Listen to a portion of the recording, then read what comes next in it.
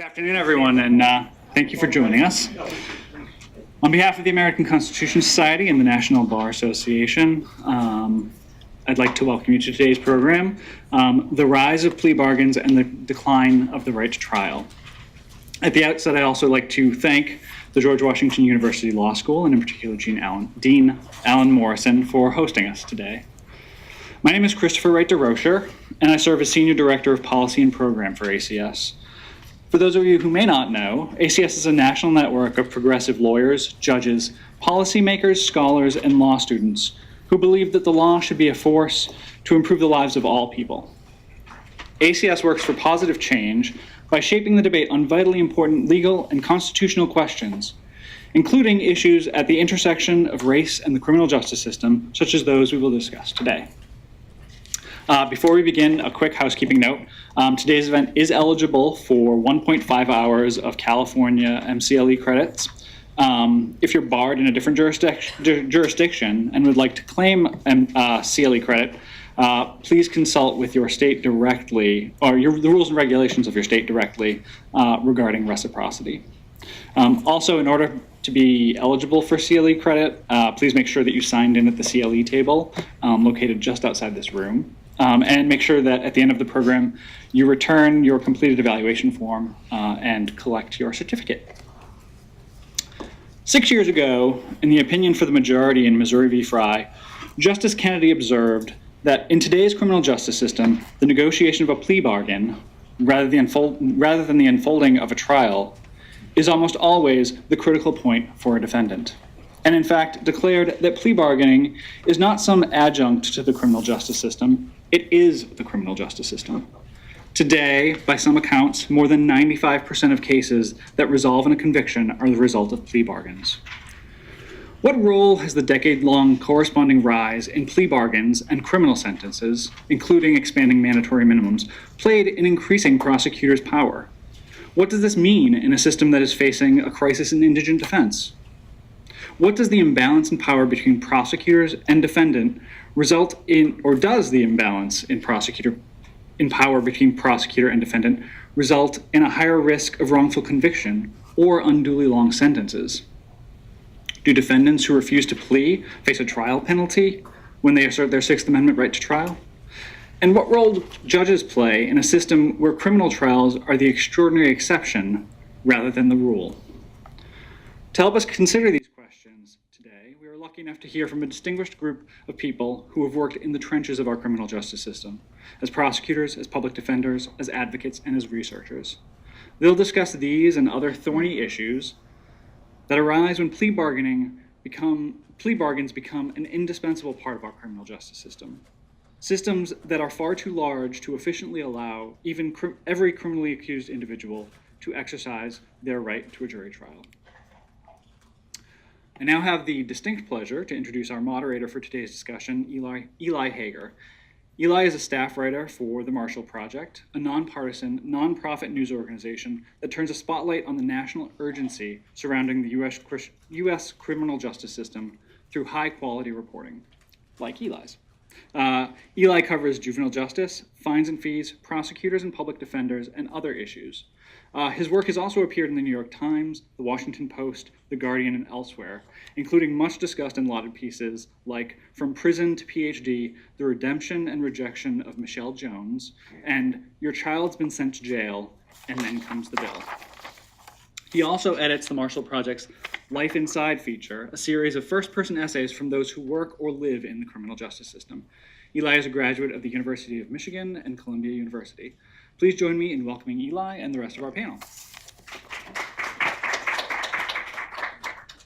Well, first of all, thank you so much to the American Constitution Society and to the National Bar Association for having us. I thought I would just start off with a little anecdote from a reporting trip that I went on. I was observing public defenders in rural parts of the country, and in one courthouse I saw groups of 30 defendants come in at once. They were all chained at the waist and ankles. They would come in, they hadn't met their public defender yet, but they were pleading guilty that day. And so the public defender would come up to each one of them one by one, introduce himself, say there was a deal that the prosecution was offering, would they accept it? They would mostly accept it, and then the judge would plead them guilty as a group of 30 people at once. So he would say, are you aware that you have a right to a jury trial? Are you pleading guilty freely? Those kinds of things. And down the row, they would all say, yes, sir, yes, sir, yes, sir, yes, sir, and they would all plead guilty. And this was to felonies. This wasn't just to minor misdemeanor charges. So many of them were pleading guilty to offenses that would land them in prison for decades, perhaps. And so that's kind of an extreme version of the issue that we're talking about today, how there's kind of a plea mill in courthouses around the country, where dozens of people are just kind of churned through the system through the plea bargaining process without a jury trial. One other note is that, in the reporting that I've done at least, it seems like most problems in the criminal justice system are kind of scale problems. There are just so many arrests coming into the system, and there's so many social and societal and socioeconomic problems that the criminal justice system is kind of being made to answer for through all these arrests and prosecutions, that it seems like this plea mill is almost the only way to deal with that kind of scale. And that's kind of an issue that I would like to get into today. How do we resolve the problems that arise from plea bargaining without addressing kind of the sheer scale of the system in the first place? So with that, I thought I would just get started. Going down the road this way, starting over here, I guess we could each introduce ourselves, say a little bit about your professional background and how your daily work ties in or involves plea bargaining. First, I'd point out the irony of having a Michigan State undergraduate sitting next to a University of Michigan graduate. Beyond that, my name is Avis Buchanan. I'm the current director of the District of Columbia Public Defender Service. We are the best public defender office in the country, bar none. And as my father would say, I'm not bragging, I'm facking. I've been director for 14 years. I was a staff attorney there for 6.5 years, a trial attorney in the 1980s. In between, I was a civil rights lawyer. And so I have direct experience with the issues that we're talking about. And right now, as director, I oversee the work of 7 different legal divisions, the largest of which is the trial division. And we pride ourselves on specializing on the more serious cases that come through the District of Columbia system. Good afternoon, everyone. My name is Melba Pearson. I'm the Deputy Director of the ACLU of Florida. Before rising to that position, I was a prosecutor in Miami-Dade County for 16 years and also served as the president of the National Black Prosecutors Association for 2 years. Currently, my work with the ACLU of Florida involves criminal justice reform as well as prosecutorial reform. So these are issues that are near and dear to my heart that I spent my entire legal career working on, and I'm very excited to be on this panel to discuss these issues with my fellow panelists and all of you. Good afternoon, everyone. I'm Jenni Roberts. I teach at American University, Washington College of Law. I run the criminal justice clinic there, so I'm in court with my students in Montgomery County, Maryland, Rockville, where lower criminal courts is pretty much where I've spent most of my career. I was a public defender in Manhattan. I then ran a criminal justice clinic in Syracuse, New York for 4 years, and now here.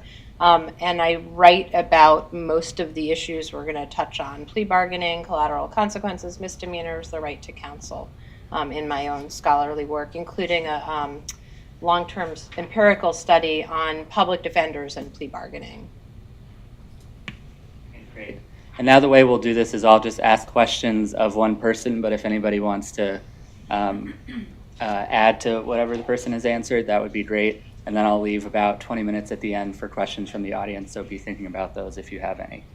The first question will be on the question of scale that I was kind of touching on before, and I'll start with Jenni down there. We often hear that statistic about how more than 95% of criminal cases are resolved through a plea deal rather than through a trial verdict.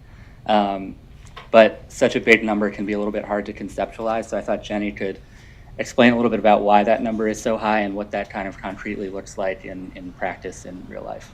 Sure. It's 95% of convictions that come from plea bargaining, and so that's one thing to be really careful about, because a lot of cases don't make it that far. A lot of cases don't make it to a conviction, and so that's what that number is. I'm really glad that the Supreme Court and Justice Kennedy have sort of realized after all these years that Plea bargaining is sort of what's going on in the system, and the courts are starting to regulate plea bargaining at the margins. But Christopher's point in his introduction that the system is too large to allow for trials, I think, Eli, gets to your question. And it's too large by design. I mean, this is the system that we build and that we support, and I do not accept that it is too large to allow for trials. It is too large if you accept that you have to have this many cases in the system, maybe, although there are jurisdictions that manage to have quite a few more trials than other jurisdictions do. So that's a basic premise that is at the core of anything you're going to talk about, I think, with plea bargaining. In terms of the actual numbers, like I'm always trying to tell my first years in criminal law, there really is no one criminal justice system. There are at the very least 52, but probably, you got to go to the county level really to get the right number. And so the numbers do vary. The 95% of all convictions number is drawn from the DOJ statistics on federal courts.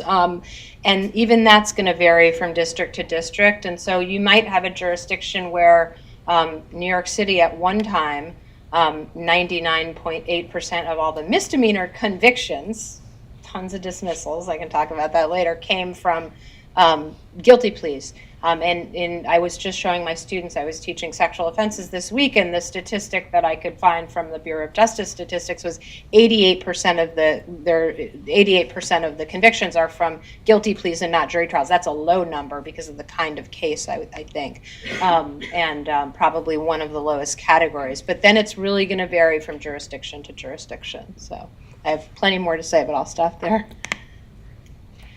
And then I thought, Avis, maybe you could kind of give us a rundown of how plea bargaining really works at a granular level, at least in DC and in your experience.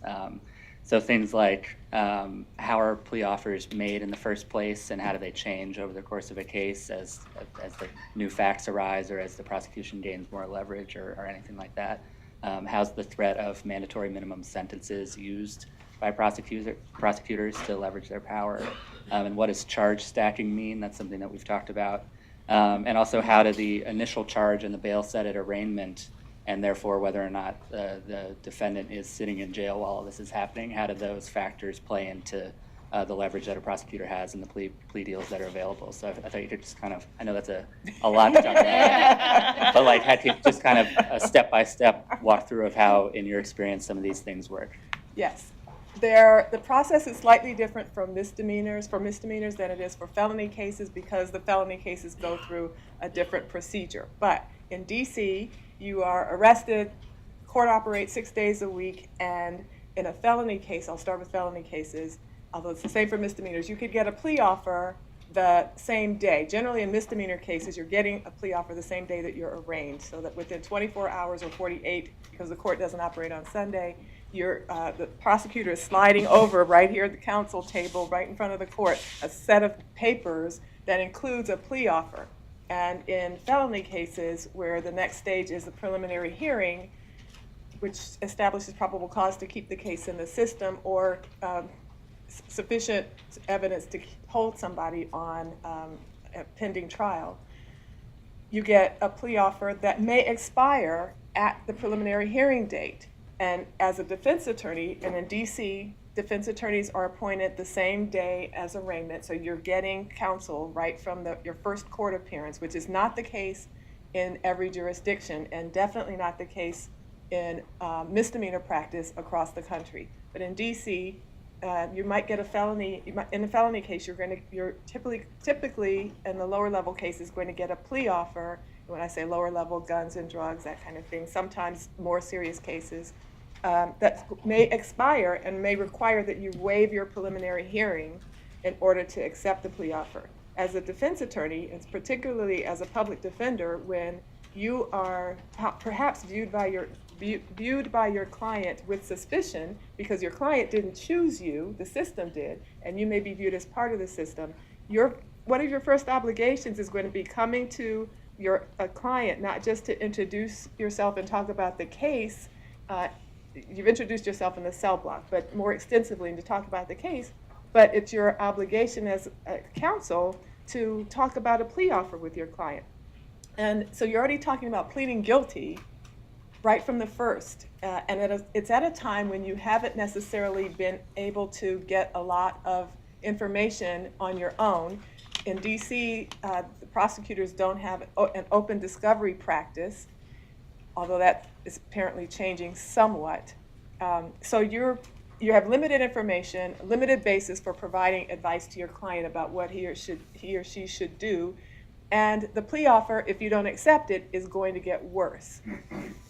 And so that you're caught in that dilemma. We try to investigate cases right from the beginning, but even with our investigative resources and the effort that we put in, we're still at a handicap. The prosecutor generally knows more about the case based on police reports and interviews with the police, maybe interviews with witnesses in misdemeanor cases, and you don't have access, certainly don't have access to that information, and you don't necessarily have the capacity to get as much as you would like and should get in order to adequately advise your client about the prospects of going to trial. So if you miss out on that plea offer, it's going to get worse. Prosecutors decide what the charges are. At the point of a preliminary hearing, a grand jury has not indicted the case. So what you are facing at that point is a holding charge, but you can have a general sense of what the ultimate charges may be based on the facts of the case. So at the point of indictment, you may get another plea offer. You've presumably had enough time to do at least some more discovery and are in a better position, but you've given up that opportunity to get a better plea offer. Charge stacking, you may know that Jeff Sessions has dictated that U.S. Attorney's offices across the country go for the highest charge that a case can carry. I don't know that that's actually happening in D.C. I hope it isn't, but it probably is because that's what the edict is. But it's not necessarily a new practice either. So that can dictate, if you're starting off this high, the plea offer can be reflective of what those charges are at that grand jury stage, or at the indictment stage. And so your plea offer can be increased substantially by virtue of the fact that there are more charges that you're facing, potentially more serious charges that your client is facing. And all of those things generate difficulties and obstacles to getting a fair resolution of the case. You can sometimes get a plea offer the day of trial. And that is often because the prosecutor by that point in the more serious cases has had time to get more into the facts, or for the facts to fall apart. And the prosecutor doesn't have to tell you that. You may get a better plea offer and just feel like I have to take this and run with it because it's a gift and I can't look a gift horse in the mouth and advise your client accordingly. And of course, you are only telling your client about the prospects and your reasonable guess about what may happen if the case goes to trial on the guilt side and on the sentencing side. So when you're plea bargaining, you're bargaining mostly for the best sentence you can get. So with that in mind, do we all kind of think that it's fair to say that there's kind of a trial penalty as the phrase that's often used, or in other words, defendants are penalized for pursuing their right to a trial instead of taking a deal earlier? I was wondering if what our thoughts were on that question. Should we have a little debate? Right? We may not all agree on this. I think in some instances, yes, there is a trial penalty. I think a lot of this, as was mentioned earlier, there are 52 different justice systems. Plus, again, when you're looking at county and federal. So different prosecutors' offices approach cases differently. I come from a state where there is open discovery and there's depositions. So that changes the complexion of your cases greatly because now both parties are coming to the table knowing the strengths and the weaknesses of the case. Whether or not there's a penalty for actually going to trial, sometimes the plea does increase once a jury is sworn. Other times, a judge will say straight up, look, if the plea offer is, and I'm giving an example because I spend most of my time doing homicides and doing serious felonies, the plea is 15 years before trial. The judge will sometimes turn to the defendant and say, I am not going to sentence you to more than 15 years if you go to trial. That is not the majority of judges, but I have seen judges do that. So it all depends on the situation, the state, the offices that are involved, and the judges that are involved as well. So my answer is sometimes. Not across the board always, but sometimes. And I guess I would advocate for sometimes, possibly most times. Certainly, the most objective measure of that is when the plea offer gets worse, if you've turned down an earlier plea offer and have decided to go to trial. There are all kinds of complexities in the trial process that put defendants at a particular disadvantage, a meaningful disadvantage. But the flip side of that to me is that if you go to trial, if you take a plea, you're supposed to get a benefit from that plea. If you go to trial, you don't get the benefit. But that's a very narrow way of looking at that cost-benefit analysis. And as I said, the plea offer is the most objective way. How you tease out what the penalty is. Judges, and some judges, there are different judges who have different practices, and there may be some judges who do take it out on you. And of course, if you are going to trial, you're going to trial and facing more charges. So you have the risk of being found guilty of more charges, which is going to potentially expand your sentence. Let Jenny. Well, just on the, we were discussing, that's why we were laughing on the phone, on our phone call, is it a benefit or is it a tax? I would definitely call it a tax. I do think it applies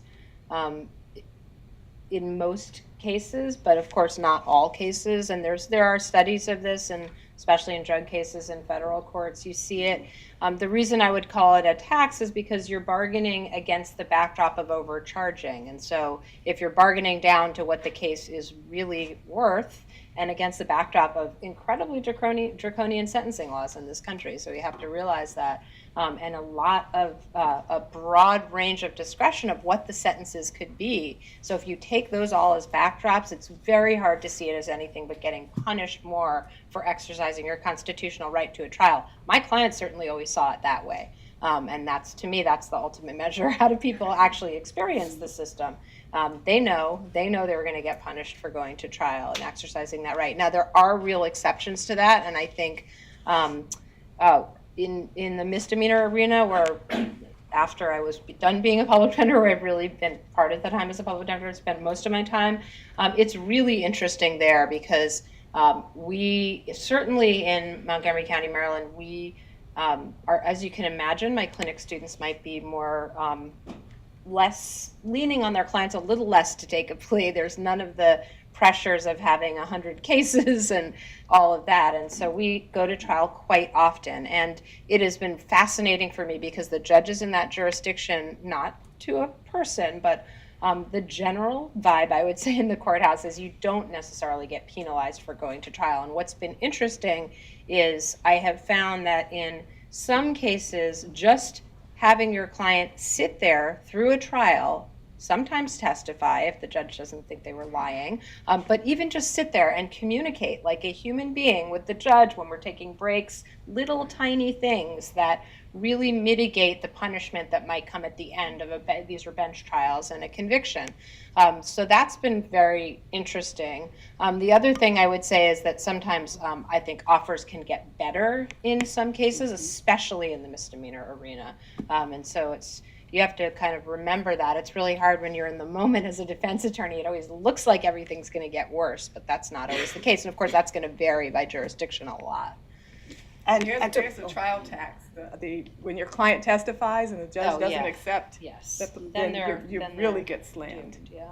But I mean, just to piggyback on Jenny's point, pleas can get better as the case, and better, of course, being relative. But pleas can get better based on what's going on with the case. So let's say the prosecutor is facing a situation where the victim doesn't want to testify, or you found out something about your officer that was quite unsavory.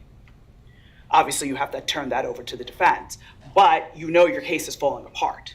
So at that point, you're more inclined as a prosecutor to offer something better to close the case and not have a complete mess on your hands. The ideal, how things should work, is when you see your case is falling apart and you can no longer prove it, is that you dismiss it, which is something I've done plenty of times because your credibility is all you have. But at the end of the day, some people view it as a bird in hand is better than 1,000 in the bushes. So they will, let me see if I can get 5 years and not make the gamble later on down the line. And it works both ways. The defendant's thinking, look, I've got 5 years on the table. I'm facing a 25-year minimum mandatory. Do you want to run the risk or not? And it's unfortunate, especially when you have a defendant that's innocent who feels like they have no choice and they're afraid to plead their case because of what the repercussions may be. The other trial tax. That's a good transition to the next question, which I wanted to ask you, Melba, which was, I think you have an interesting perspective as a former state prosecutor turned now civil libertarian, which gives you an interesting view of state power generally. And I thought you could talk a little bit about kind of not that you can speak for all prosecutors, but kind of the perspective of a prosecutor when it comes to the ethical dimension of plea bargaining. What ethical considerations go into offering up different plea deals? What did you as a prosecutor think or feel when there were ethical complications of a plea agreement that weren't intended? That kind of thing. If you could just talk a little bit about that perspective. Sure, Eli. So the beginning, middle, and end of it is the strength of the evidence. What can you get up and prove in a court of law, in front of the judge, in front of the jury? And you may start off with one charge, but then as the facts come out, that charge is no longer substantiated, whether upwards or downwards. Sometimes, again, your case falls apart for a number of reasons. Another aspect is the witness's credibility. Do you believe the victim and the witnesses that have come before you? Do you think that they're telling the truth? Does it even make sense? Sometimes I've had people come into my office in those days and I was just like, no, it didn't happen like that. No, I'm not going to court with this because what was presented to me was not even remotely logical. But ideally, the place that all prosecutors need to get to is the place where you're looking at a holistic solution. You're not just taking just the victim side and I'm going to do what's best for the victim, but you're also looking at the defendant as well. What is needed in the situation? Is this just a matter of if restitution is paid, then the victim is made whole and we can move on from there? Is this a situation where the defendant needs drug treatment, needs mental health treatment, and not necessarily the first option is prison? Or the first option is probation, which is basically, the layaway plan, because if you're on probation, if you violate, the prison sentence is still hanging over your head. So those are some considerations as well. As for unintended consequences, to me, the key is to ask questions. So I believe the system works best when prosecutors and public defenders, defense attorneys are communicating and truly talking about what's going on with this case. Because if I'm a prosecutor, I don't necessarily know that this particular defendant is facing immigration consequences. That may not be obvious to me. I would need the defense attorney to tell me that. So then we can fashion something else that would inure both to the defendant's benefit as well as making the victim whole. So that communication piece is very necessary, but the prosecutor has to be willing to ask the question. If you're not willing to ask the question, then all sorts of consequences may result, and that's not good for the system, that's good for anyone. So. And the prosecutor has to be willing to act favorably on receipt of that information. Because the risk for the defense attorney is you disclose something about the case, something about your client that is then used against your client down the line. So defense attorneys are very, very careful with what kinds of information they disclose and under what circumstances. But also, too, to piggyback on that, it's what kind of reputation you want to have as an attorney. Because the system is very small. Like the legal system in whatever city, state you're operating in is very small and people know you. So if you have a reputation for hearing information and then, harming someone with the use of that information, that's not going to inure well for you later on down the line when you're trying to resolve cases or you're facing situations. Your credibility is all you have. And if you develop a reputation for lack of a better word, for being shady, that's not good for the system, that's not good for you, and that's not good for you in the long run. Switching gears a little bit now, I thought I'd ask Jenny a question about plea bargaining in the misdemeanor context. It's something that you've done a lot of work on. How's it different, basically, in the misdemeanor context? And I want you to particularly talk about the fact that defendants in misdemeanor cases often might have less time or less information about the consequences that they're facing. How does that play into what they might end up agreeing to without realizing it in a misdemeanor context? Sure. So a lot of you in the room probably know this, but misdemeanor, I would say, to riff off of Justice Kennedy, misdemeanors are the criminal justice system. So 79% of cases in the United States are misdemeanors, and there are 13.2 million misdemeanors each year that are filed. And that's the best estimate given the really sorely lacking data on misdemeanors, but there's some really good people working on getting that number, and I think that's a pretty good number right now. So what is different? Well, I think when I think about misdemeanors and plea bargaining, I think about bail, right to counsel violations, and the volume issue, and collateral consequences relating to that. So I guess I'd start by saying, like with felonies and like with everything else, there's great variation. So I wanted to share just two different sort of snapshots. One is a report out of Florida, actually, from 2010 from the NACDL called 3-Minute Justice. That was yours, right? And that report was in a number of Florida counties in 2010. And so here's some of the things that they found in the lower criminal courts. That almost 70% of the cases observed, which was a group of about 2,000 cases over time, there was a guilty plea entered at arraignment, which was the first appearance in the case. That 82% of those arraignments lasted 3 minutes or less. That's the title of the report. 91% lasted 5 minutes or less. 66% of the defendants appeared without counsel at arraignment, and half of them waived, and I'm putting this in quotes for a reason, their right to counsel to take a plea. People in custody on the bail issue were 10 times more likely to waive their right to counsel than people out of custody. Why might you waive your right to counsel? You might not be informed about what you're actually waiving, but also there were things like in one Broward County courtroom, you were given a form that made it really clear that if you pled guilty after arraignment, the public defender fee would be $350. And so obviously that's a huge barrier and I think unconstitutionally coercive factor. In some instances, you have prosecutors advising people about Sure. whether or not to do this. So yes, and that was in Colorado, where that lawsuit is. Where's that lawsuit? Colorado, where prosecutors were. There was actually a court rule about how prosecutors must negotiate directly with pro se defendants. So then you take New York City, and in 2011, more than 50% of the misdemeanor dispositions were dismissals.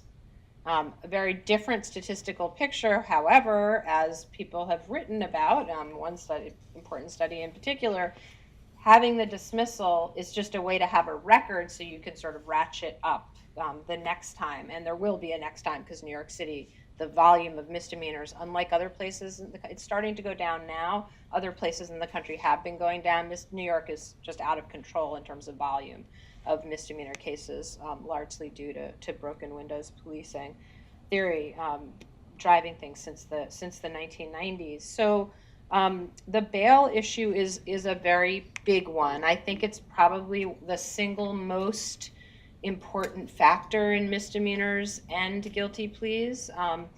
Another sort of anecdote to illustrate the point, as many of you probably read about, in Harris County in Texas, there were these mass exonerations in drug cases where people were pleading guilty to misdemeanor drug possession, some felonies, but I was focused on the misdemeanors. And then it turned out later these lab tests were showing that they weren't drugs. They were Advil, they were donut powder, it seemed like in one case. They were all sorts of things, but not anything on a controlled substance list. Well, why would people do that? Every single one of them took a guilty plea. Almost every single one of them was held in on bail, and their only way to get out was to take that guilty plea. And so this is, if you're interested in the story, ProPublica has great coverage, and then I'm sure the Marshall Project covered it, and the National Registry of Exonerations has all of the data there, which is really interesting. So bail plays a really big issue. On right to counsel, you need to have a lawyer who's going to bargain for you more effectively than if you are chained to someone else, where a prosecutor maybe is the one walking down the line talking to people who are chained to each other. That you are clearly on the losing side of that power imbalance. And there still are a lot of imbalances in discovery and other sort of institutionalized or systemic problems when there is a lawyer, but when there's not a lawyer, it's even more difficult.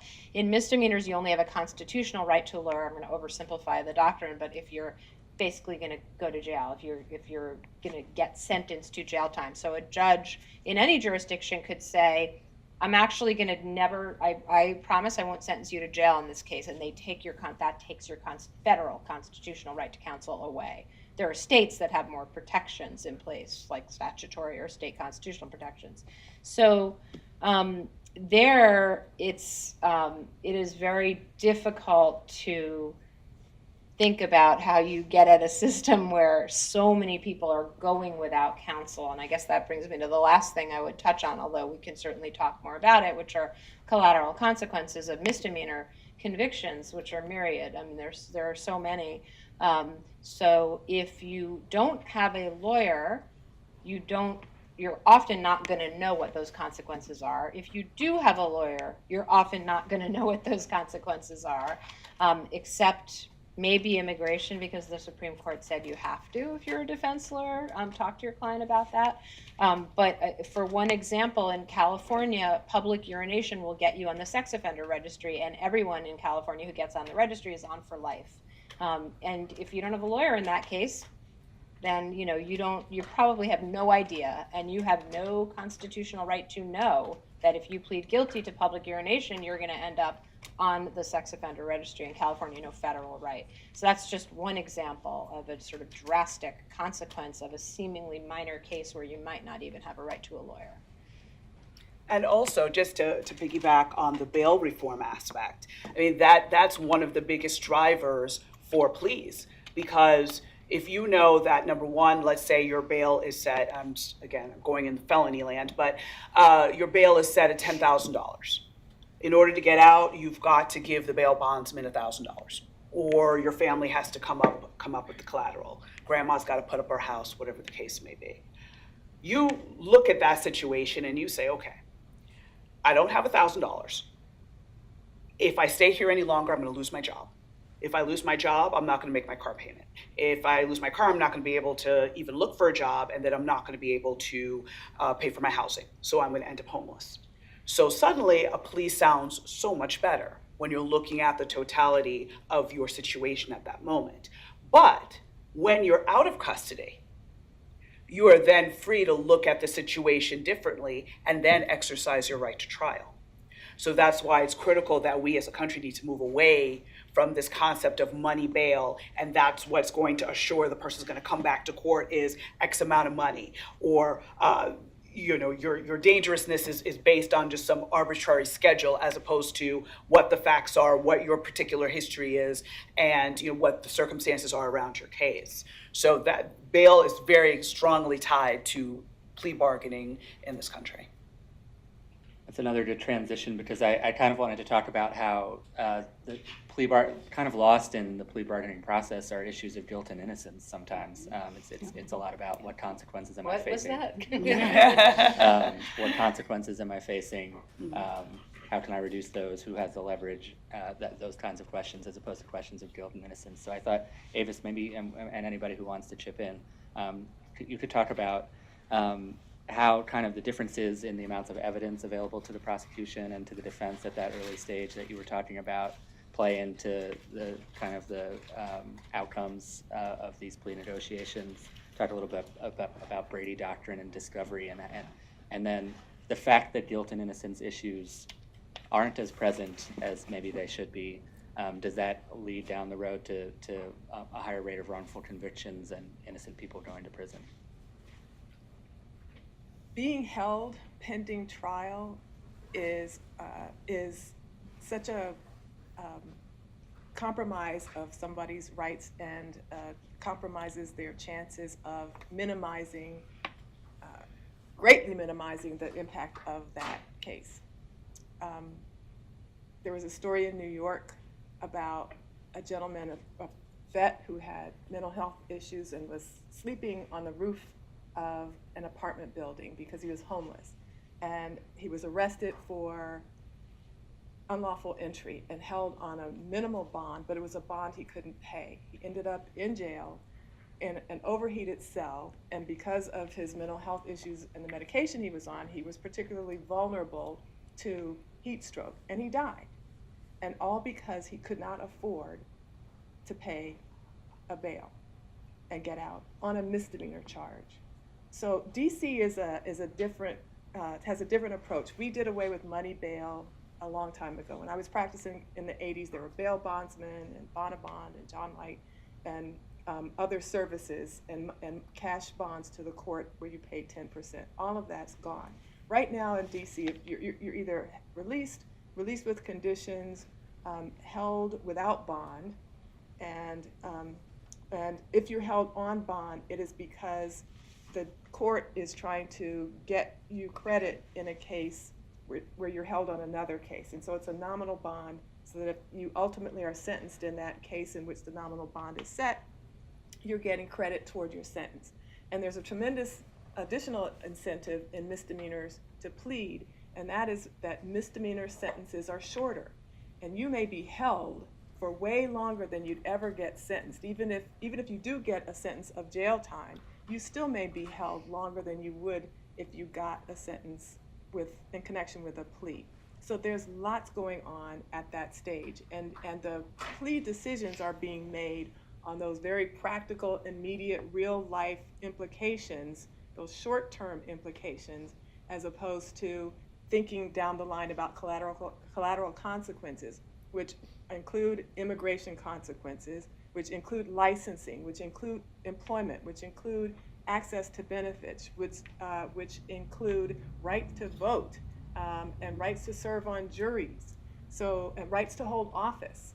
And maybe people are not thinking about those at that point where they're making that decision, but boy, are they dealing with it down the line when the chickens come home to roost in that plea. So defense attorneys are encouraged more under this idea of, I forgot the name of it that fast, but holistic defense, to think about all of these implications and to do more front loading of that more extensive advice about what exactly you are exposing yourself to when it comes to accepting a plea that the government has offered. And as I said, their decisions are made on these other factors as opposed to what are my chances if I go to trial on succeeding on any of these charges, getting a not guilty verdict on any of these charges. Early pleas often cut short a defense attorney's and defendants' access to that kind of information. In DC, again, when you are charged, you generally get a complainant name and a bare bones account of the facts. And sometimes that bare bones account of the facts doesn't even come at the first day if you are not being held in a felony case. So you are trying to get, as a defense attorney, trying to investigate a case as quickly as possible. That police report that you have may talk about witness 1, witness 2, witness 3, which doesn't give any idea about a gender, an age, an address, or any of that information. And as a defense attorney, you don't want to accept what the government's theory of the case is, or what the government's account of the facts is, because they're looking at it from a different perspective. You may be dealing with police officers who are interested in arrests and convictions, and who may filter evidence. You may be dealing with a prosecutor who doesn't necessarily know that there's another defense available, and that's your job. You're looking at alternative explanations for what the facts are according to the witnesses, according to the police. If you, you have an independent obligation to investigate and not just accept the prosecutor's word. And then there's Brady, which is the Brady case, 1963, which requires that the prosecutor provide favorable evidence on mitigation and on culpability to the defense. And in DC, we're constantly battling with the U.S. Attorney's Office over compliance with Brady. If you accept a plea, you may never find out that favorable information. As Melba said earlier, you may be dealing with a prosecutor who wants a bird in the hand, and even though he or she has access to information that completely undercuts the case and might even point to a defendant's innocence, they may disregard that or hide it or otherwise make it unavailable to the defense, so that the defense and the defendant have a full opportunity to fully assess the chances of success in a case. And there are lots of other factors you're thinking about. The judge, what kinds of factual proffer might be negotiated as part of the plea offer. And you're always trying to get more information.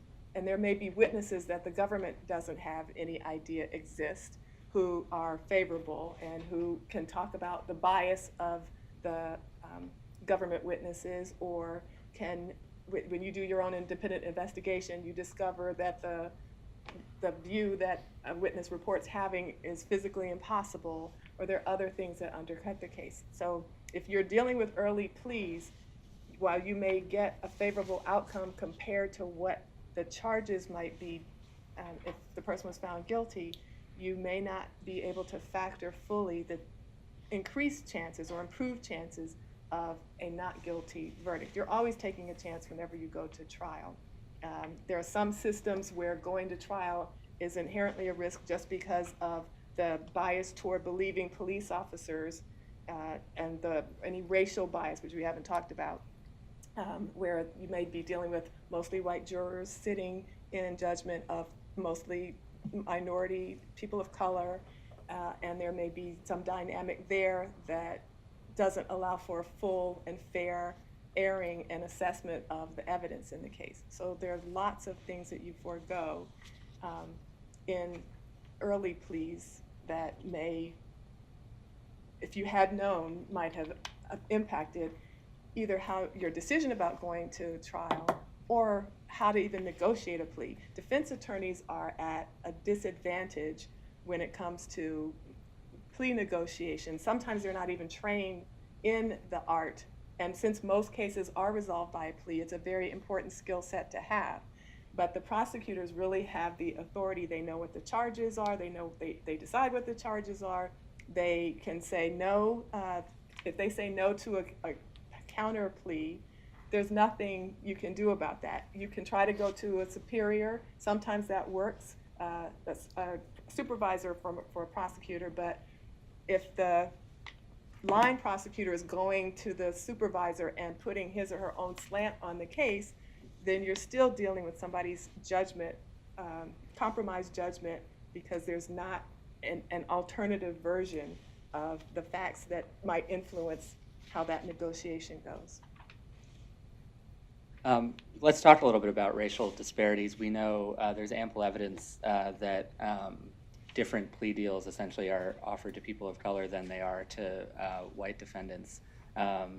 I guess my question is basically why does that happen, and what do we know about the extent to which that happens? So I don't know anybody who wants to answer that one. So to get right to the point of it, it's an issue of either implicit bias or out-and-out racism. I'm just going to call it as it is. there is an assumption that defendants of color are more dangerous, are more likely to reoffend, and as such, you have to give them, the maximum that you can because it's to protect the community, right? It's to keep the community safe. But some folks are approaching this not even realizing that they're approaching this with a bias. And how do you deal with that? So that's why it's really important that prosecutors' offices undergo implicit bias training to be able to at least identify that this is something that's happening. And when you have that knowledge, you can then look at your cases differently. And that's assuming you're operating from a pure heart and not a heart filled with racism. This, all you can do is be vigilant as voters. If you see that certain policies are happening over and over again out of a certain prosecutor's office, you encourage folks to run, you vote for progressive candidates, so that way we can get away from having folks who have a more racist viewpoint when it comes to the criminal justice system. But I think much of it is rooted in ignorance and assumptions and listening to what other people say about a particular defendant or a particular neighborhood or the people that reside in a particular neighborhood. And because of that, we have that influence. And then that causes the prosecutor to then say, okay, well, I know about this part of town. For sure, let's give him 10 years, 5 years, whatever the case may be, as opposed to looking for a more holistic solution to the particular case. So that's my thoughts on that. And the racism can exist on the defense side as well. There are the same kinds of implicit bias and outright bias that defense attorneys can bring, not at the public defender service, of course. But there are times when between stereotypes and shortfalls in resources for defense attorneys, not every jurisdiction has a PDS. Every jurisdiction decides on its own how it's going to provide defense services, public defense services, and under what circumstances. There are some who will charge for it. There are some who make unfair assessments of a person's assets for determining eligibility. And then there are some that don't provide a defense attorney right at the beginning.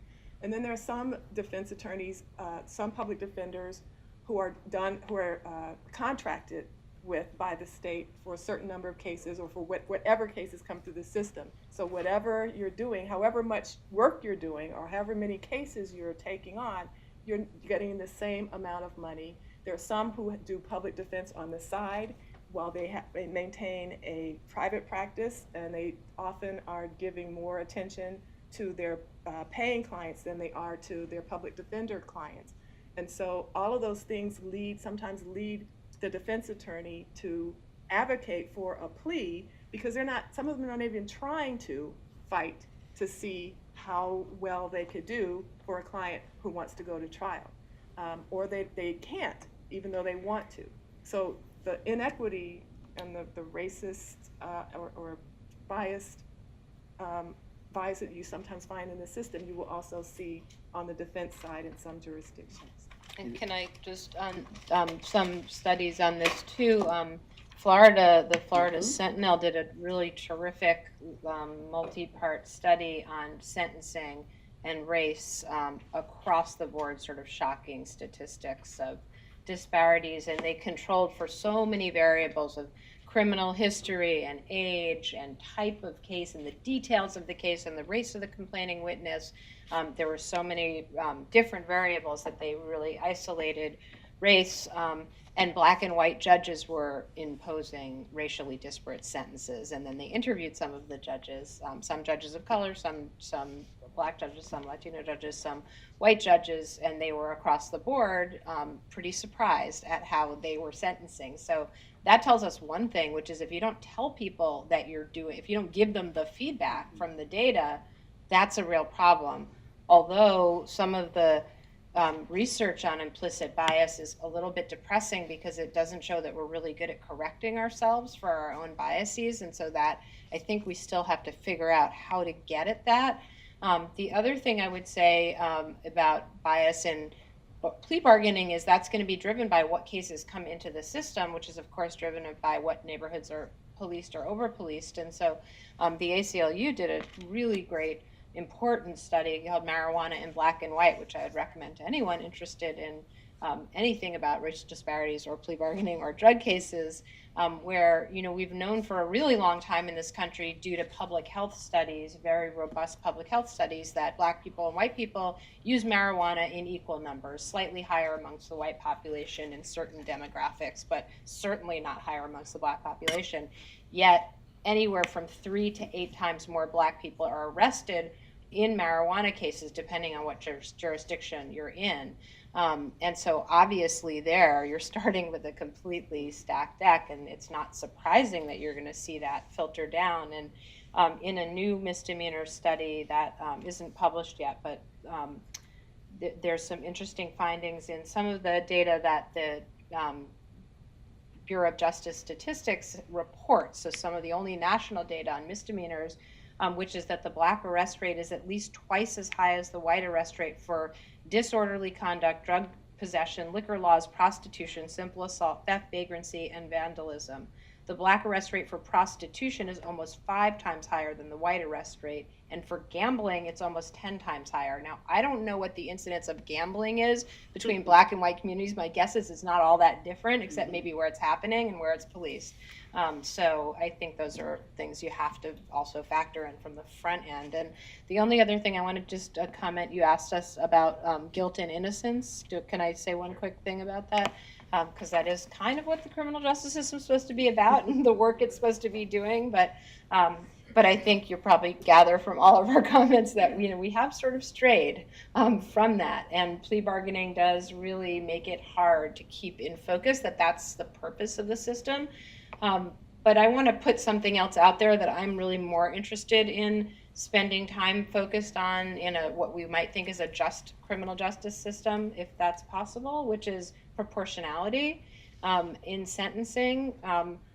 Sure, everyone's guilty of something. We could all be probably prosecuted for something we're doing right now, like through our phones or whatever. I'm sure I'm breaking some regulation. But so we can criminalize everything. But then what are we doing, and what kinds of sentences are we imposing, and what kinds of consequences flow from having a criminal conviction? And I actually worry that this country has gone very seriously astray in having more than 70 million people now with an arrest or a criminal record, and we are shooting ourselves in the foot when it comes to just how we function in the world. We are the country where everyone's got a record, or will soon have one. And I see that with I've never had so many law students come to my office and say, hey, can I talk to you about this case that I had? And it is every year more and more people will come talk about those things. Some seemingly minor, and I say to them, you got to get where it's going to show up online under control before you got into the job market. That's probably the single most important thing. So I think we should really be talking about proportionality more than guilt and innocence. And rehabilitation. I mean, what happened to that whole concept about the criminal justice system is about not just retribution, it's about restitution and rehabilitation. We've completely gotten away from that as a country. And that's incredibly problematic, because when you look at the statistics, 83% of people who end up incarcerated come back home. So if you're leaving them in a worse situation than when they went in, so now they can't go into public housing because of a conviction, they can't get a job because of a conviction, what do you think is going to happen? So what are we setting ourselves up for as a country by getting away from rehabilitation? And I shudder to think of what the answer truly is to that, which is why we need to right the ship. I wanted to ask one more question about something that you mentioned, Avis, which is we've talked a lot, or a little while ago we were talking a lot about the role of prosecutors, but you were mentioning the role of defense attorneys and public defenders who are also at the table during plea bargaining.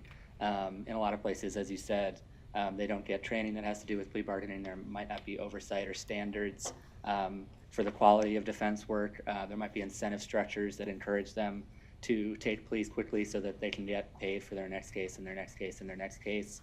Or the incentive structure might be that to get reappointed to new cases, they have to please the judge. who they serve with. And that might mean making quick pleas and not filing a lot of motions and moving quickly and that kind of thing, to kind of keep plowing through the docket. So I guess, Jenni, I wanted to ask you, what do we know about the training and standards and oversight issues when it comes to defenders? And kind of, are they complicit? I don't know, it's kind of it's a hard question to answer, but are defenders complicit in everything that we've talked about with plea bargaining and the plea bargaining process? Yeah, I mean, I'm allowed to be hard on defenders because I am one. So I feel like sometimes the answer is yes. It really depends on where you are in the country and what kind of system, you're in. And so it is depressing to sit in some courtrooms and just sort of see things being moved along by defense lawyers, because that's sort of the opposite of what our job is supposed to be. We're supposed to be, slowing things down, stopping things, everyone stop and think. And you do see a lot of jurisdictions where that happens, and that's great. I mean, well-resourced, competent defense lawyers can really deal with many of these issues and many of these problems. There are some standards. There's the ABA criminal justice standards do speak to plea bargaining and negotiation.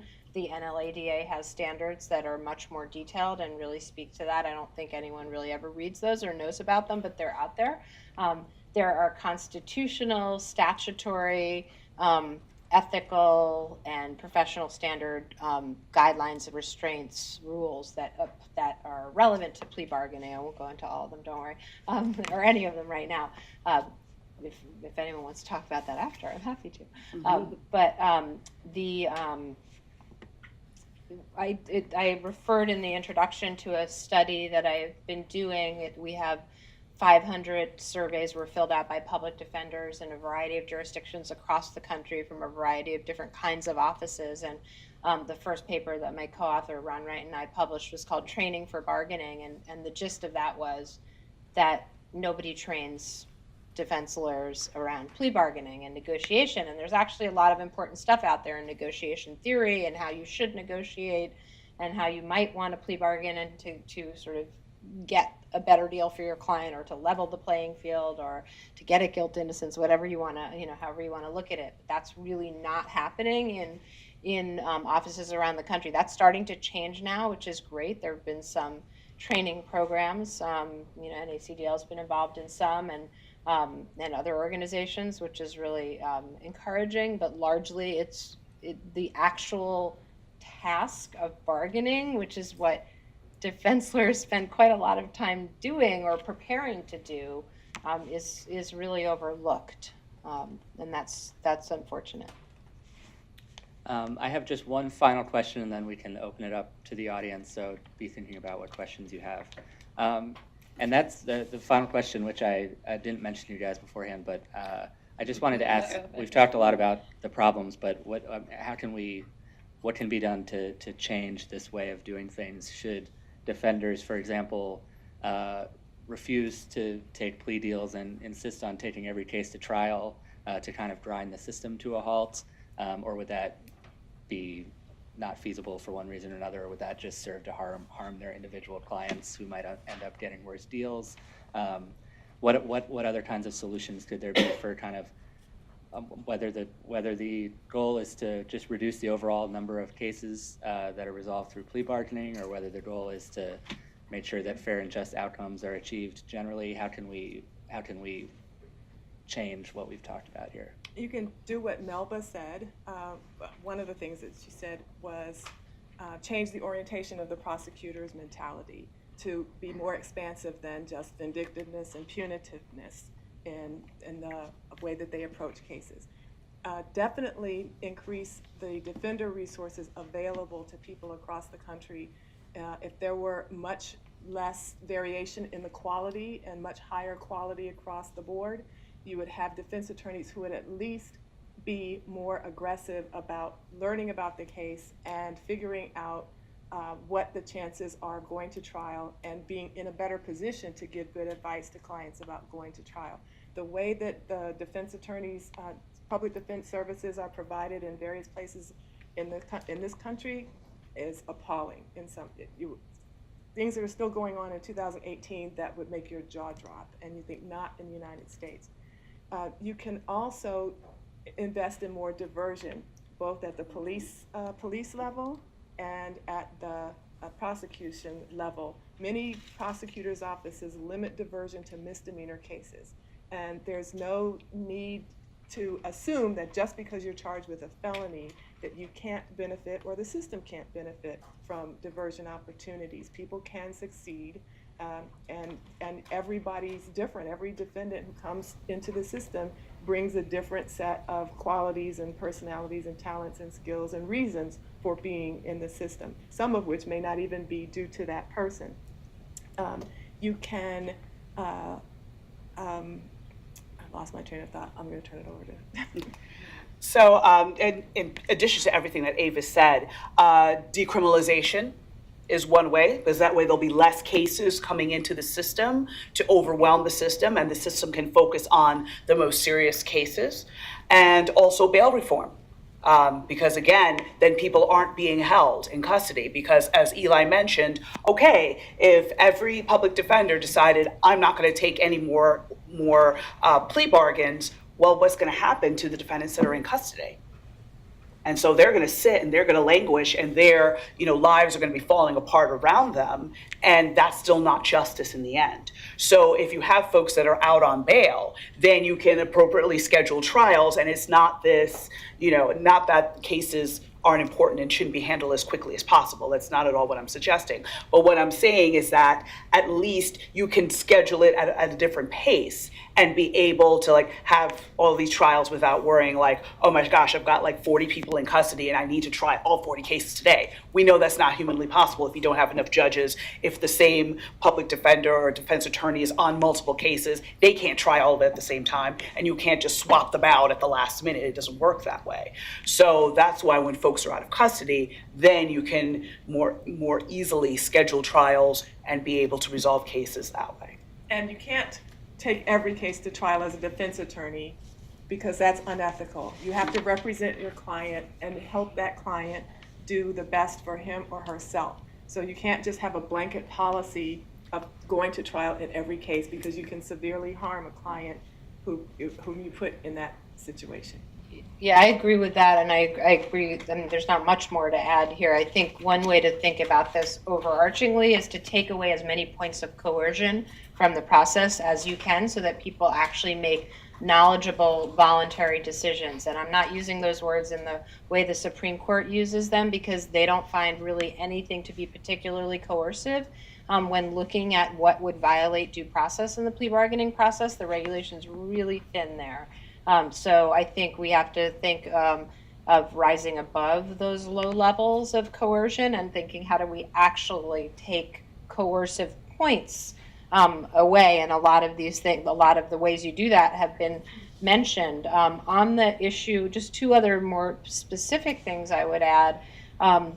So I wrote an article called Crashing the Misdemeanor System. So I actually do think you should go to trial on way more cases than we go to trial on. But of course you cannot, it is up to the client to decide what to do with their case. And the most obvious way to illustrate that is you cannot stand up there and, make your client say, I plead guilty. The words have to come out of their mouth. And so obviously it's their constitutional right and their decision.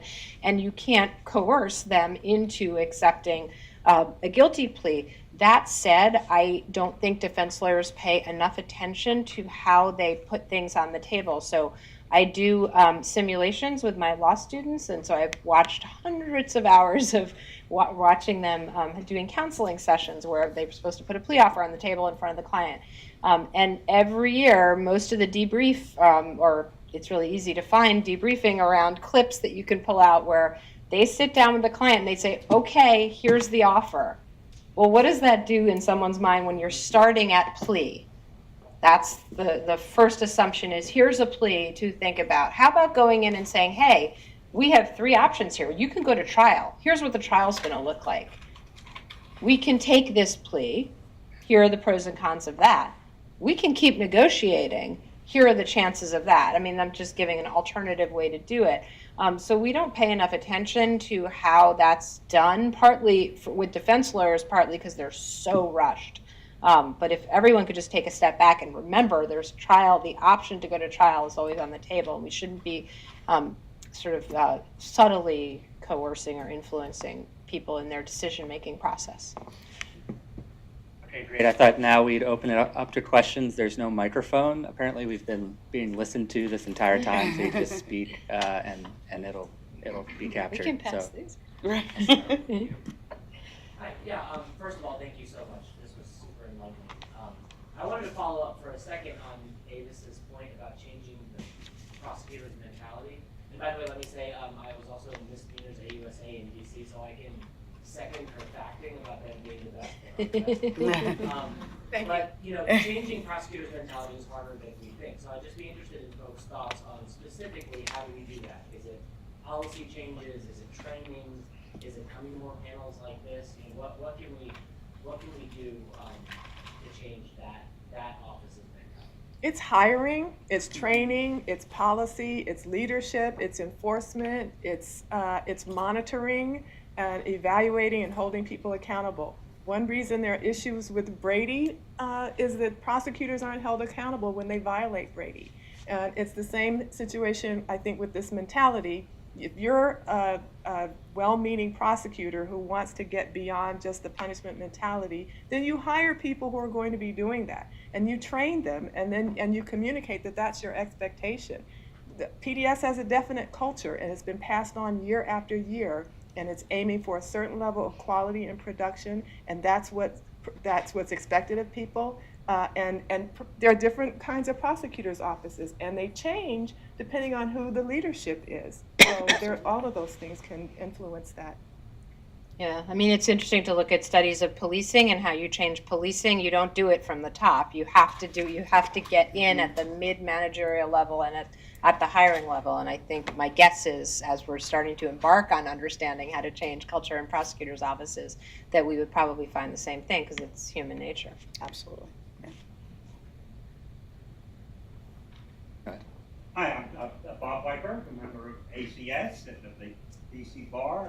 I've practiced for 35 years in DC and as one of the founding partners of Williams and Connolly, and before that in the law offices of Edward Bennett Williams, which wasn't yet a law firm. What I haven't heard a lot of from here is what you do to improve the defendant's position vis-a-vis the prosecutor by what you do before trial. When I was interviewed by Ed for a job, he said, well, two things you have to do. You have to litigate guilt or innocence, and you should try and get in the bank a point unrelated to guilt or innocence on which you can ultimately win the case or set aside a conviction. In Ed's case, he was defending Adam Clayton Powell. I think he would have acquitted on 2 counts, question whether he'd be retried on a third, but he had raised in that case the issue of improper grand jury selection. They were in the Southern District of New York not having a fair cross-section of jurors. And that was a point which could well have been won down the line. We had cases where there was ultimately a reversal on a point unrelated to guilt or innocence, such as defects in the selection of the grand jury. And one case where a defendant was picked up in Woodies stealing a coat, according to some of the witnesses.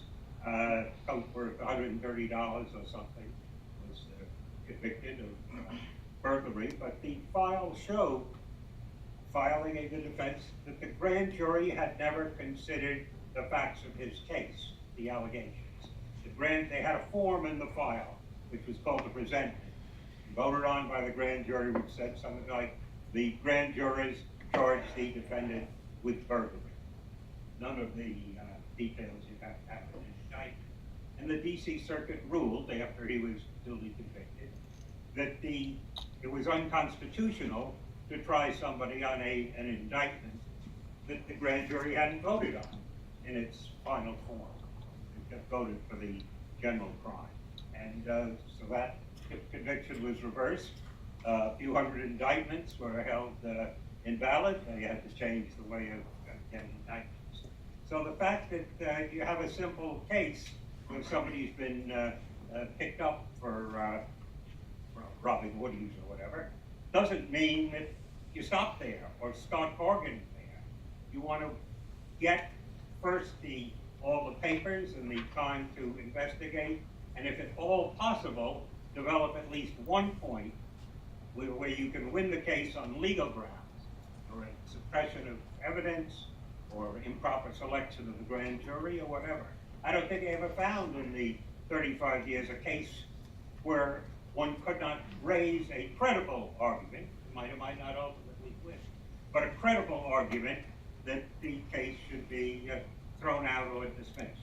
If the prosecutor is also concerned with that issue when you raised it, you certainly can do plea bargaining at that point, and you probably get a much better plea bargain than you would have the day of the arraignment, because you've given the prosecutor something to be concerned about if the case is lost, and particularly if it's a case which could affect other cases by the precedent set. I remember the public defender's office in San Diego seemed to have a great record of raising issues which would affect a whole lot of defendants, and as they raised the issues as to the model grand jury charge.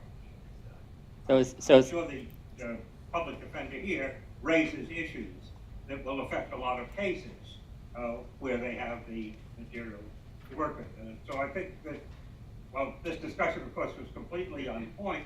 I think it would help to also discuss the alternative of developing issues that help the defense and using those in your plea bargain. Well, so yes, but that goes back to the idea of resources. Defense attorneys have to have the resources to be able to do those things. It goes back to my point about investigating, and because you have to know to have a credible basis for pursuing some of those things, and you have to have the training and the ability and the resources to do things like file motions and litigate motions. Sometimes those motions will result in a better plea offer because some prosecutors don't like to work. So I agree with you, and there are other tactics beyond just negotiating within the context of a plea. When you know more about the case, you are better able to participate in those negotiations, and maybe, but you got to be careful too about, like I said, disclosing weaknesses in the prosecutor's case, because it just gives them an opportunity to go and try to fix it, and then you have gained nothing and possibly made your client's situation worse. Yeah, no, I wasn't suggesting to do the latter. The first 5 or 6 years I was practicing in D.C., every lawyer admitted to the federal district court had to take about, on an average, 1 case a year without fee. There was no Criminal Justice Act that pay fees. And those lawyers generally did a terrific job, even if their whole practice was civil. So I think if we more widely use lawyers in pro bono work, we might be able to deal more effectively with the resource problem. Of course, as you say, that's critical, but there's no reason the bar can't work to get the resources given. And of course, the ABA has done a wonderful job over the years in seeing the civil side that people get lawyers. I think we have to fight to get the adequate resources, and I'm sure you've had great success with those that you do have. Yeah, people who represent poor people in criminal cases need to be ready and able and effective and trained sufficiently to do that. We just have 15 minutes left, so I want to make sure because a lot of people had questions. How about you in the back? Hi, my name is Ashley Carter, and I'm a staff attorney at Advancement Project. And before that, and focusing on policing issues across the country. And before that, I was a public defender in New York City. So, one of my questions kind of piggybacks on the last question that the moderator asked. I'm working with a community group in Detroit that did their own court watching program. And what they identified is that people were being forced into guilty pleas. And so I'm working with them on some sort of community-led advocacy around this issue. And so I'm wondering if you have suggestions for things that people who are in the community can do around this issue. Because, I mean, I have ideas for attorneys, but for people who are not necessarily in the system, but who have loved ones who are, or who just think that this is a problem, what are some ideas for ways that they can advocate as well? I think it's about education, because the folks who care about these issues should be going to the polls, right? And letting their voices be heard with regards to who they vote for as district attorney or state attorney, who they vote for public defender, because in some states, public defender is an elected position. And if you have a public defender that's, not really taking the time with the cases, is not at least fighting with the legislature to get more money and more resources, that could be an issue as well. It touches on the complicity aspect we had discussed earlier. So I think the key is about making sure the public is educated and can vote and put that kind of pressure on lawmakers to make sure resources are coming down, and on public defenders and district attorneys to make sure that they have a progressive mindset.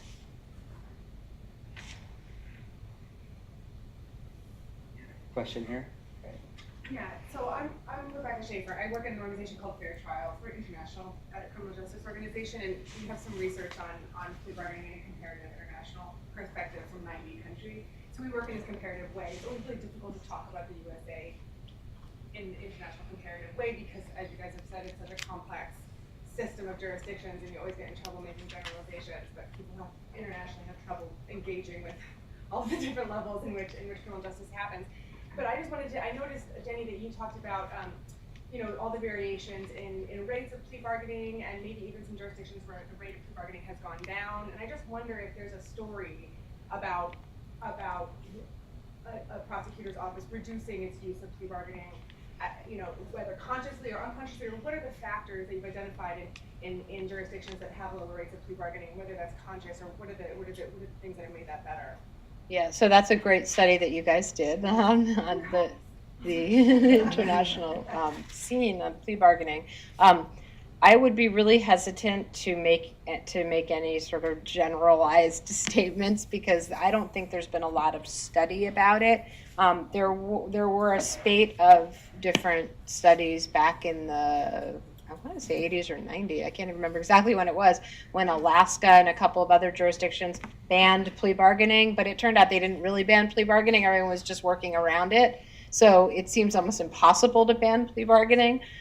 Stephen Schulhofer did a really important study of the Philadelphia courts where, much like where my clinic operates now in Rockville, there are bench trials in misdemeanor and some felony cases, and his study showed that you actually could have a lot of trials without completely overloading the system, but they were pretty short trials, and they were bench trials, which he says were characterized as slow guilty pleas, which is sort of what people call bench trials generally. So that has its own problems. Why would things change? I mean, I think you'll see more change when you see something like some prosecutors now are announcing, I'm simply not going to prosecute X category of what we might think of as junk misdemeanor cases. I'm not going to do the marijuana cases. I'm not going to, famously in the Bronx, we're not going to prosecute these trespass cases but just based on a form affidavit that police officers were signing, which turned out to be really problematic. We're not going to do it unless someone interviews the police officer. So kind of putting the brakes on the front end of what's coming in, I think, is probably going to be more interesting to look at. So I'm sorry I can't answer that question more, but that's... I think mainly for Avis, my name is Bernie Seiler. I was a district attorney with the Attorney General's office here, and also on the panel for defense, working hand in hand with you guys, public defender. What I noticed as a prosecutor and as a defense attorney, it was prominent in your representation during pleas that you point out the fact that the defendant is taking an early plea. From the defense side, it always, as a matter of course, you always said, hey, Judge, we are, pleading at the very earliest stage. And that was favorable. And judges would routinely tell defendants, if we're talking about the 90s, maybe early 2000s, judges would say, hey, if you go to trial, you're going to get more. And that seemed to be the culture. I'm just curious if that still seems to be the dynamic.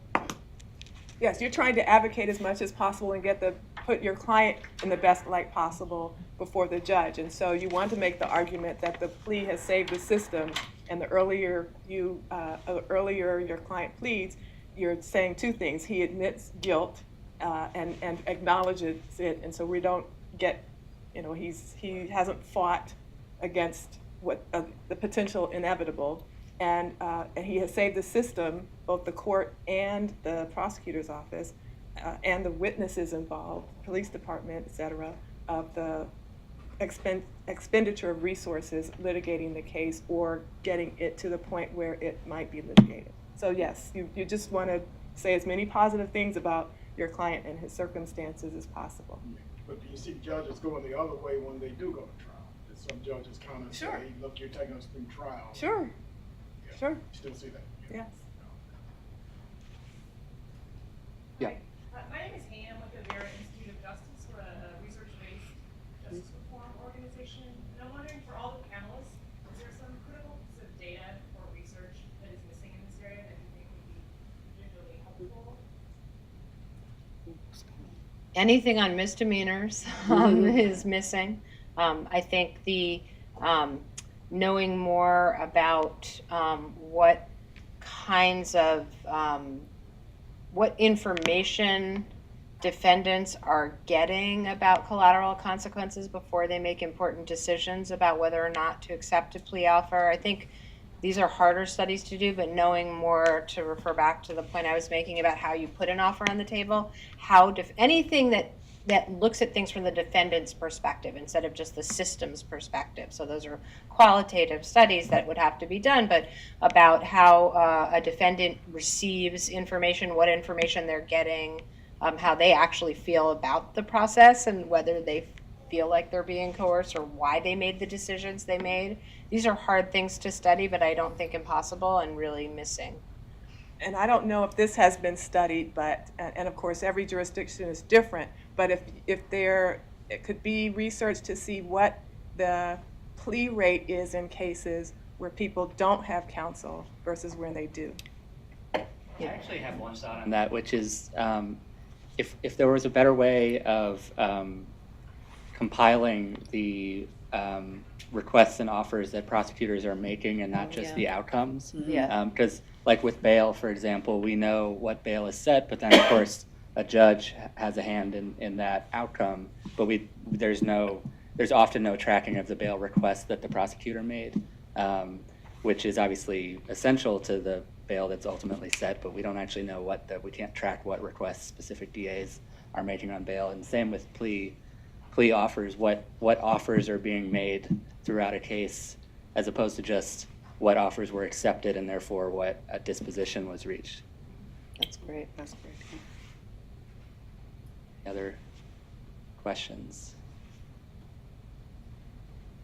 Oh, one more. For Jenny, you mentioned that judges are starting to regulate around the margins for in the plea bargaining context. Is there a role that you think judges should be taking? Should they be more involved in plea bargaining? I've heard one proposal where the prosecutor would be required to submit the plea bargain before trial, which would be filed under seal, and then after trial, assuming it's a lengthy trial, there would be some constraints on how far above that the ultimate sentence required. That's interesting, although that could be gamed pretty quickly or pretty strategically. So I would worry about that, lasting for one round. So tell me the question is what judges could do. Which role should judges take? Yeah, are there any judges in the room? Before I say this, it's being videotaped. I think judges really need to step up generally in the criminal justice system. There's just way too much happening right in front of them that are constitutional violations every day in their courtrooms that are just accepted as the reality of how we have to do things. So when I referred to an article I wrote about crashing the misdemeanor system, I was talking about defense lawyers, but judges could crash the system simply by insisting that the system operate with the constitutional protections it's supposed to offer. In plea bargaining, they may be constrained. So there are, I'd say 3 models of statutory approaches to what judges are allowed to do in the plea bargaining process. There are jurisdictions, I think like North Carolina and Illinois, which say they can participate. There are other jurisdictions which say no involvement at all, and then there's sort of a hybrid in the middle. So you have to look at that. But, you know, other than the ones that say no participation at all, which you could change legislatively if you wanted to, I think judges can do a lot more and can get involved. I don't want them, you know, getting into my business too much as a defense lawyer. I don't want them saying, you know, tell me what your defense is, tell me what your case is. That raises Fifth Amendment and other constitutional problems that judges should be aware of, or tell me, you know, what consequences your client might suffer collaterally. You may or may not want to disclose that. But you know, within the realm of all of that, sure, judges can. They know what the offer was sometimes, to get at Eli's, you know, point. And if a judge knows that the prosecutor was willing to take 5 years on a case, then why are they giving 20? I mean, there's no reason except to send a message to the rest of society. Look, you want to exercise your right to trial? This is what's going to happen to you. You're the lesson. And you know, that's very disturbing when that happens. And I don't know the judges always know or do it consciously, although it's hard to imagine that they're not aware of it. But I do think judges lose a sense of proportionality when they're annoyed because their time was taken up, or they didn't think something should go to trial. And that's really not what they're supposed to be doing at sentencing. Well, it looks like that's it. So thanks to everybody for being here.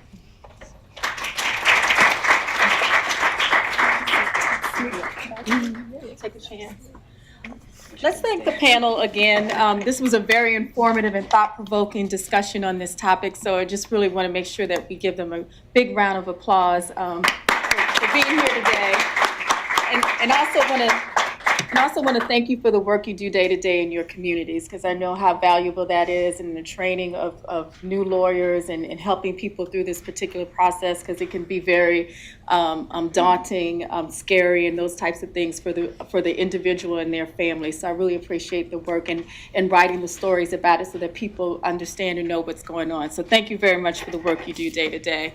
My name is Cheryl Gray Evans, and I'm the Interim Executive Director for the National Bar Association.